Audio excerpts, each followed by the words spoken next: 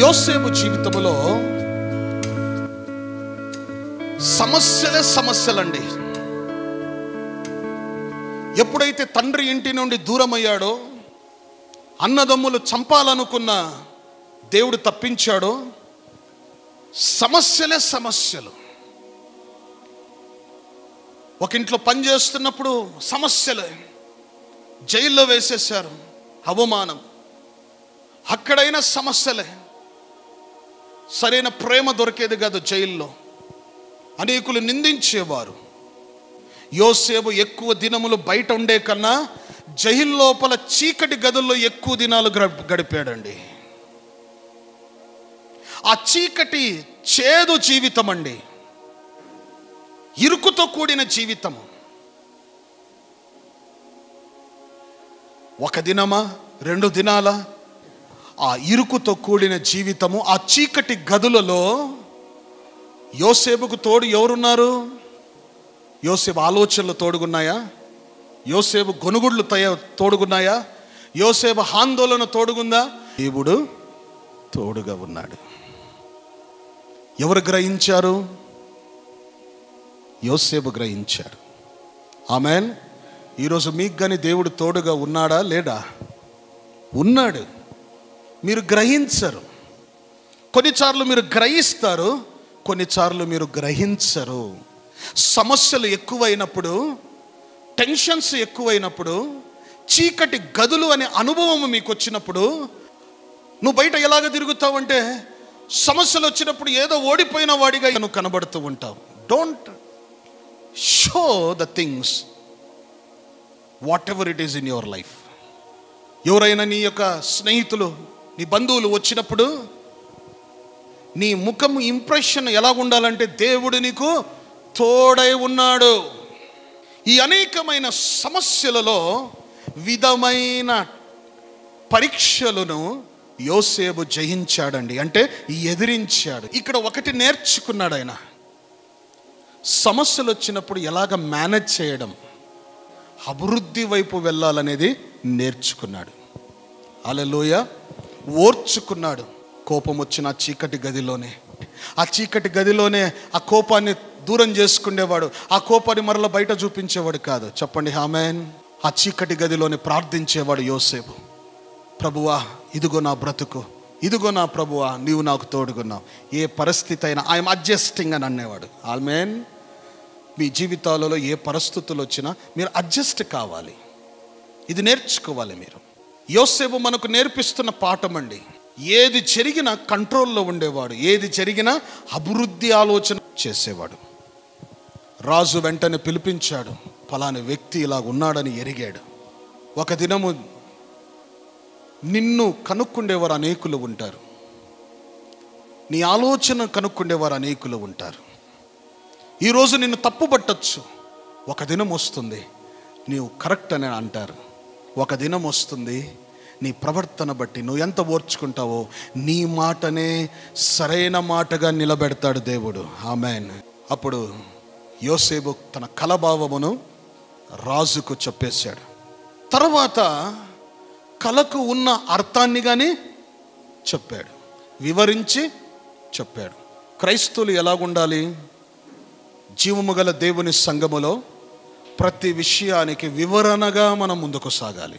ఇది నేర్చుకోండి. ఏది ఉన్నా వివరణగా, సమస్య చెప్పినా వివరణగా చెప్పండి, కత్తరించద్దండి. ప్రార్థించిన వివరంగా ప్రార్థించండి.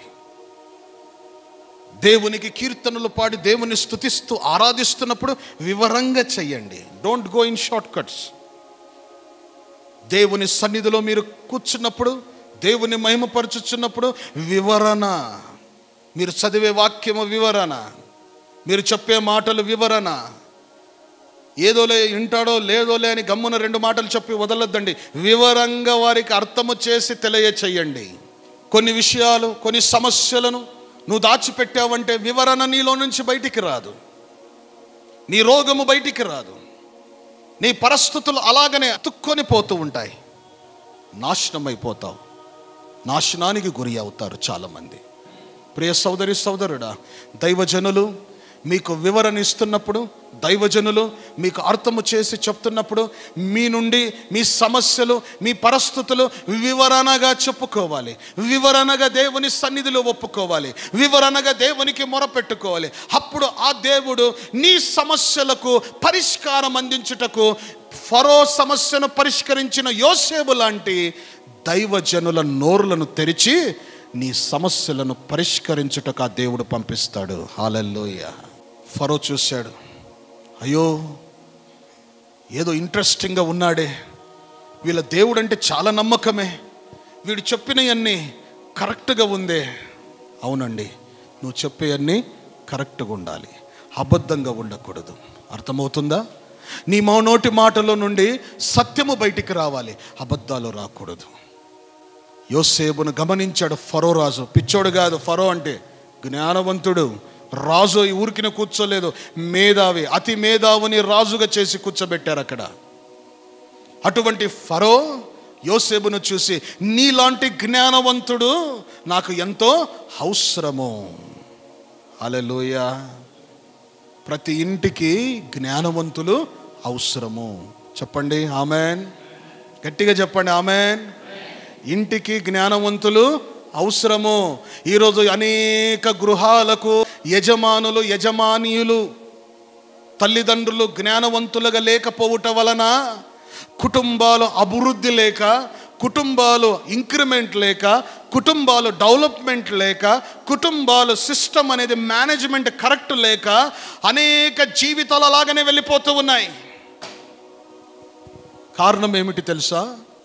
జ్ఞానవంతులు లేకపోవటం వలన. అందుకే సామెతల గ్రంథములో జ్ఞానము కావాలంటే ఎవరిని అడగమంటున్నాడు? దేవుణ్ణి అడగాలి. ఆమేన్. హల్లెలూయా. దేవునికి స్తోత్రములు చెప్పండి. అందుకే ఫరో గ్రహించాడు, జ్ఞానవంతుడు నా రాజ్యానికి ఉంటే మంచిది, నా దేశానికి ఉంటే మంచిది, నా పట్టణానికి రాజ్యము కొరకు ఒక జ్ఞానవంతుడు ఉంటే ఎంతో మంచిది. ఆమేన్. మన కుటుంబాలను పరిపాలించడానికి జ్ఞానవంతులు అవసరం అండి. ఆ జ్ఞానవంతులు కేవలం తలను నడిపించేవారు మటుకే కాదు, యాక్షన్లో కానీ జ్ఞానవంతులు ఉండాలి, తెలివిలో కానీ జ్ఞానవంతులు ఉండాలి, పని చేయుటలో జ్ఞానవంతులు ఉండాలి, చెప్పడములో జ్ఞానవంతులు ఉండాలి, వినడములో జ్ఞానవంతులు ఉండాలి, తగ్గించుకోవడములో జ్ఞానవంతులు ఉండాలి. అర్థమవుతుందా? కంట్రోల్ చేసే విషయములో కానీ జ్ఞానవంతులై ఉండాలి. జ్ఞానవంతులంటే ఎవరి వలన జ్ఞానవంతులై ఉండాలి? లోకములో అబ్బా వీనికి బో పరిచయం ఉంది, లోకములో వీనికి బో పేరుందిరా, వీడు బో మాట్లాడతాడురా, వీని నోరు బో బాగుందిరా, వీడు బో టెక్నిక్గా మాట్లాడతాడు, వీడు ఎంతో చక్కగా మాట్లాడతాడు, వీనికి ఎవరు ధీటుగా మాట్లాడలేరు. అది కాదు. జ్ఞానవంతులు ఎలాంటి వాళ్ళు ఉండాలంటే దేవునితో నడిపించబడే జ్ఞానవంతులు నీ ఇంటికి అవసరము. ఆమేన్. యోసేపుతో ఫరో ఏమన్నాడు? నేను నీ గురించి విన్నాను యోసేపు అని అన్నాడు. అప్పుడు యోసేపు ఏమన్నాడు? ప్రభువా, నువ్వు నా గురించి విన్నది నువ్వు నా గురించి కాదు, నన్ను నడిపించేవాడు దేవుడు, ఆ దేవుడే నిన్ను నడిపించునుగాక. చెప్పండి హల్లెలూయా. నీ ఇంటిని నడిపించేవాడు ఎవడో ఉన్నాడు. అయితే ఆ ఇంటిని నడిపించేవాడు దేవునితో జ్ఞానము పోషించబడాలి, దేవుని జ్ఞానముతో నింపబడాలి, దేవుని శక్తితో నింపబడాలి, దేవుని యొక్క ఆలోచనలతో నింపబడాలి, దేవుని యొక్క ప్రార్థనతో నింపబడాలి. ఓబేదు ఏదోము కుటుంబములో మందసము 3 నెలలు ఉన్నది. 3 నెలలు ఆ కుటుంబం ఏమైంది? అభివృద్ధి చెందింది. చెప్పండి హల్లెలూయా. దావీదు చూశాడు, ఒరే వీళ్ళు 3 నెలల్లో వీరు ఇంత పైకి వచ్చారా? ఎందుకు కారణం అంటే అదిగో మందస్సం ఉంది. ఏ మందస్సమును పట్టుకొని కాలిపోయారో భయపడి అక్కడ పెట్టిపోయాడు. ఎవరు? దావీదు. అయితే ఆ ఇంటిలో ఆ మందస్సం ఉన్నంత వరకు ఆ ఇంటిలో ఉన్న యజమానుడు ఎలాగ నడుచుకున్నాడు? భయభక్తితో నడుచుకున్నాడు, విశ్వాసముతో, నమ్మకముతో, పరిశుద్ధతతో, తప్పులు చేయకుండా, పాపము చేయకుండా. కొందరు క్రైస్తవులుగా మనం ఎలాగుంటామంటే, ఇదిగో ఒకసారి తప్పు చేస్తాం, ఒకసారి ఒప్పుకుంటాం, మరలా పాపము చేస్తాం, మరలా ఒప్పుకుంటాం, మరలా ప్రార్థనకు వస్తాం, మరలా పొరపాటు జరుగుద్ది, మరలా దేవుని ఆరాధనలో మరలా పొరపాటు. ఇలాగా 1 సంవత్సరం, 2 సంవత్సరాలు, 3 సంవత్సరాలు తప్పు చేస్తున్నాం, దేవునిలో కనపడుతున్నావు. పాపం చేస్తున్నావు, దేవునిలో కనపడుతున్నావు. నిర్లక్ష్యం చేస్తున్నావు, దేవునికి ప్రార్థిస్తున్నావు. జీవితం ఇలాగనే నడుస్తూనే వస్తూ ఉందండి. ఆ మందస్సము 3 నెలలు ఉన్నంత వరకు ఆ కుటుంబం ఎలాగుందంటే భయభక్తితో, ఏ తప్పు, ఏ పాపము, ఎటువంటి అపవిత్రత ఇంటిలోనికి రాలేదు. కుటుంబం అంతా పరిశుద్ధులుగా ఉన్నారంట. చెప్పండి హల్లెలూయా. అందుకే ప్రభువు చూసి, దావీదు చూడలేదే, ప్రభువు చూసి ఆ కుటుంబమును 3 నెలలలో ఏం చేశాడండి? ఆ దేశములందరికన్నా ఐశ్వర్యవంతులుగా దేవుడు అభివృద్ధి చేశాడు. దేవునికి స్తోత్రం కలుగునుగాక. నీ ఇంటికి అభివృద్ధి కావాలంటే ఓబేదు, ఏదోము వంటి జ్ఞానవంతులు నీ ఇంటికి అవసరము. నీ ఇంట్లో భయము, భక్తి కలిగి నడిచేవారు కావాలి. కుటుంబములో నిర్లక్ష్యము చేయకుండా అందరూ ధైర్యముగా నడిచేవారు కావాలి. ఇంటిలో ప్రతి ఒక్కడు దేవునికి లోబడి నడిచే బిడ్డలుగా మీరు ఉంటే నీ ఇంటిని, నీ కుటుంబమును అభివృద్ధి చేయడములో దేవునికి నిమిషం పట్టదండి. హల్లెలూయా.